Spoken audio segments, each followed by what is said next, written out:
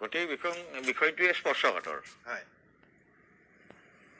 মুখ্যতঃ কথাটো হ'ল কি যে আমাৰ যিটো ৰাজহুৱা খণ্ডৰ মাতৃভাষাৰ মাধ্যমৰ বিদ্যালয়, এই বিদ্যালয়সমূহৰ আপুনি বাজেটৰ কথাটো কৈছে, নিশ্চিতভাৱে কেন্দ্ৰীয় বাজেটে হওক ৰাজ্যিক বাজেট হওক শিক্ষা শিতানত মানে আজিৰ তাৰিখত যিখিনি খৰচ হৈছে তাতকৈ বৃদ্ধি কৰাৰ যথেষ্ট প্ৰয়োজন আছে আৰু সি এটা বিশেষ ধৰণৰ গতিশীলতা আনিব বুলি আমি ধাৰণা কৰিব পাৰোঁ।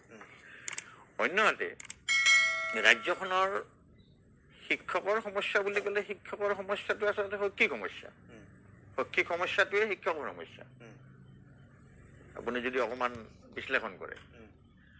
আৰু এই মাতৃভাষাৰ মাধ্যমৰ বিদ্যালয় আজি ধৰক প্ৰাইভেট স্কুলৰ কথা যিকোনো মুহূৰ্ততে তুলনা হয় আমাৰ চৰকাৰী মাতৃভাষাৰ মাধ্যমৰ বিদ্যালয়ৰ লগত। এই কথাটো আপুনি যদি অকণমান আগুৱাই যায় দেখিব প্ৰায় 2000মান চনলৈকে আৰু তাৰ আগত মানে মাতৃভাষাৰ মাধ্যমৰ আমাৰ এই বিদ্যালয়বিলাকক আঙুলি টোৱাব লগা তেনেকুৱা কোনো পৰিৱেশ সৃষ্টি হোৱা নাছিল। তেতিয়া আচলতে আমাৰ এই বিদ্যালয়সমূহ জাকত জিলিকা আছিল।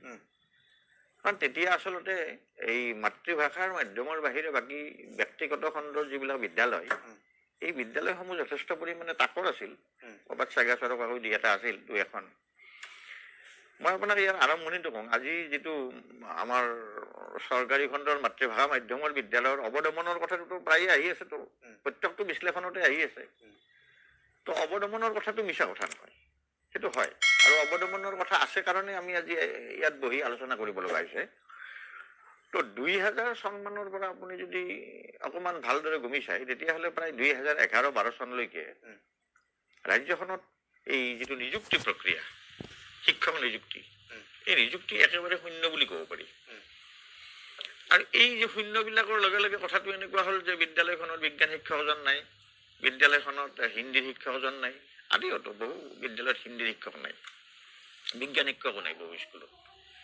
তো এই যিটো ব্যৱস্থা হ'ল, এইটো হোৱাৰ লগে লগে আৰু এটা কথা হ'ল, সাধাৰণতে আমাৰ ৰাজ্যখনত শিক্ষকৰ ক্ষেত্ৰতে বেছি নিয়োগ হয়।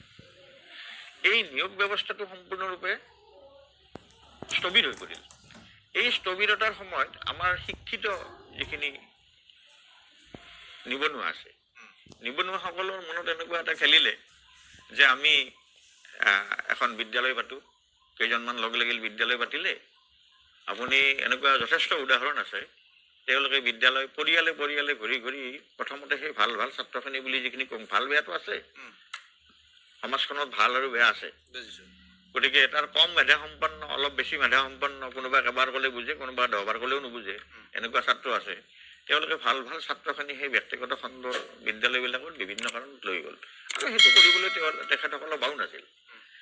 আৰু তাৰ পিছতে ক্ৰমাগতভাৱে এই যিটো প্ৰভেদ, এই প্ৰভেদটোৱে গা কৰি উঠিল। গা কৰি উঠি আজি ব্যক্তিগত খণ্ডৰ বিদ্যালয়ৰ এটা উদাহৰণ হিচাপে ল'বলৈ আমি নহয়, মই বুজি পালো। এতিয়া যিখিনি সমস্যা আছে বা যিখিনি কৰণীয়, যিখিনি কৰিব লাগে এখন চৰকাৰে, আপোনালোকে কৰ্মচাৰী পৰিষদৰ ফালৰ পৰা শিক্ষকসকলক আমাৰ অংগ কৰি লৈ আপোনালোকে বিষয়টো কেনেকে ৰাজ্যখনৰ ধৰক কৰ্মচাৰী পৰিষদৰ যিটো দাবী চনদ ৰাজ্যৰ শিক্ষক সমাজৰ একত্ৰীকৰণৰ এই দাবীটো আমি সদায় লৈ গৈ আছোঁ। একেলগ হ'ব লাগে, এখন মঞ্চ হ'ব লাগে। আজি সন্মিলিত শিক্ষক মঞ্চ, তাত 12-13টা অৰ্গেনাইজেশ্যন আছে। আমি একেখন মঞ্চ কৰি আমি আগবাঢ়ি যোৱাৰ চেষ্টা কৰিছোঁ।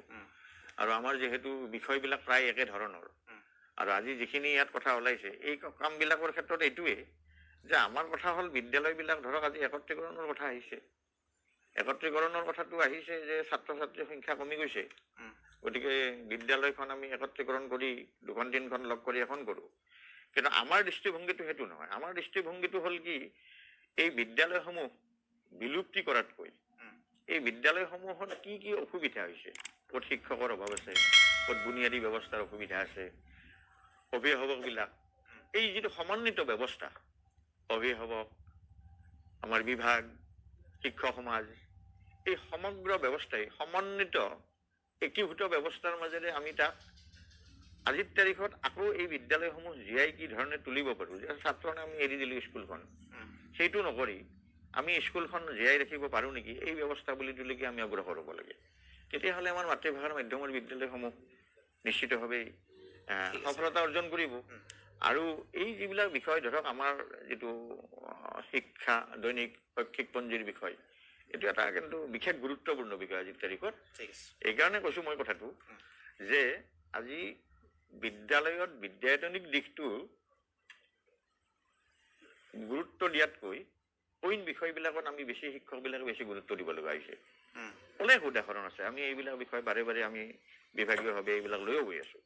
কিন্তু এইবিলাক নিয়াৰ পিছতো কিন্তু আমাৰ ওপৰত বজাৰটো কমা নাই। আৰু বজাৰবিলাকৰ কথাটো এনেকুৱা হয় যে সেইটো মানে ঠিক এটা কঠোৰ নিৰ্দেশনা আহে যে এইটো কৰিব লাগিব, এই মুহূৰ্ততে কৰিব লাগিব।